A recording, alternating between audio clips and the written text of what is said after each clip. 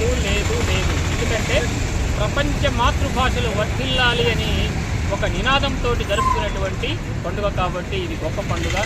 ఈరోజు మనం తెలుగు తల్లికి ఇక్కడ నీరాజనాలు సమర్పిస్తూ ఉన్నాం. ముఖ్యంగా ఈ వేదిక నుండి ప్రభుత్వానికి ఒక విన్నపం చేస్తున్నాం.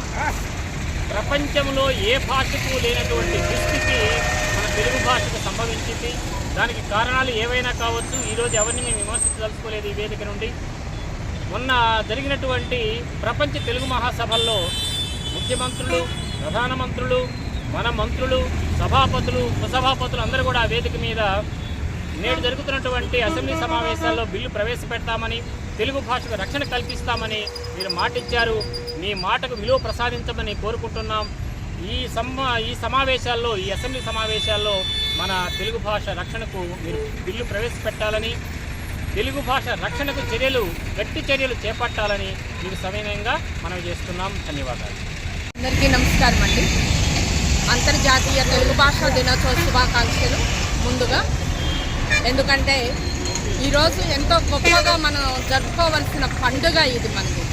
మన మాతృభాష, మన హావభావాలని, మన ఆలోచనలని, మనం ఏదైతే చెప్పాలి అనుకుంటున్నామో స్వేచ్ఛగా చెప్పుకునే మాతృభాష, మన సంస్కృతిని, మన సాంప్రదాయాన్ని తెలియజేసేది మన మాతృభాష.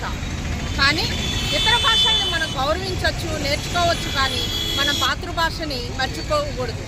దేశ భాషలందు తెలుగు లెస్స అని శ్రీకృష్ణ దేవరాయలు గారు అంటే, తమిళ కవులందరూ తెలుగు అడగార తెలుగు, అందమైన తెలుగు అని తమిళ కవులు పొగుడుతూ ఉంటే, మన భాషను బ్రతికించుకోవడానికి మనం ఎన్నో ఉద్యమాలు చేస్తున్నాం, ఎంతో వేదన పడుతున్నాం.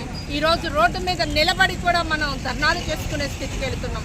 ఏది ఏమైనా మనందరం కూడా అమ్మని ఎంత గౌరవంగా, ప్రేమగా మనం చూసుకుంటామో, మాతృభాషని, మాతృభూమి అనగానే తల్లి అన్న ఆలోచనతో ఏ విధంగా అయితే ముందుకు వెళతామో, మన భావాలని, మన పుట్టుకని, మన సంస్కృతిని, మన సాంప్రదాయాలని, మన భావాలని అన్నిటినీ తెలియజేసే మన మాతృభాషని మనం కాపాడుకోవాల్సిందిగా తెలియజేస్తూ, అందరికీ కూడా అంతర్జాతీయ